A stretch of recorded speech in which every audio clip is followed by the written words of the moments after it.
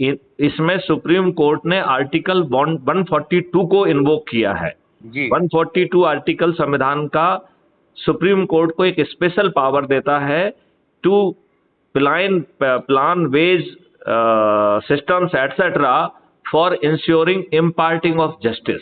बिल्कुल सही। तो 142 में उस जजमेंट का ओरिजिनल जो है ना उसका वो यूज करके उन्होंने 7 बिंदु का जो है एक जजमेंट दिया था, जो कि माइलस्टोन जजमेंट था। और ऐसी अपेक्षा थी कि पुलिस पूरी तरह से पॉलिटिकल इंटरफेरेंस से मुक्त हो जाएगी, बट इन दुष्ट धृष्ट नेताओं ने इन 16 साल में पूरी पुलिस को अपने अंदर जकड़ लिया है।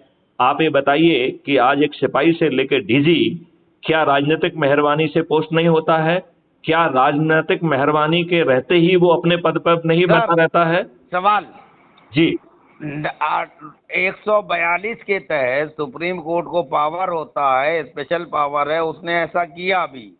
सुप्रीम कोर्ट वो आर्टिकल जो है अपने कार्यकलापों पे तो लागू कर ले। सुप्रीम कोर्ट खुद भ्रष्ट है, वो खुद ईमानदारी से चीजें नहीं कर रहा, इस पे क्या कहेंगे? देखिए, प्रॉब्लम ये है कि अगेन हम नेहरू जी का नाम लेंगे कि उन्होंने एक खिलौना दे दिया।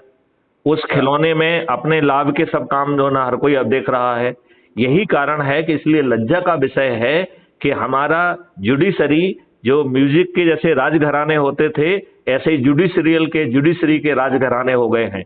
ये अभी आप इस पे कोई रिसर्च करा लीजिए। मेरी जानकारी कह रही है कि जो योग्य लोग हैं उन्हें 0 मार्क तक दिया गया है, जिससे कि जो छदम लोग हैं उन्हें इंटरव्यू में पूरे या बहुत ज्यादा मार्क्स दिए गए हैं, जिससे जो मेरिटोरियस व्यक्ति है वो बाहर हो गया और जो वो वाला व्यक्ति है वो अंदर हो गया।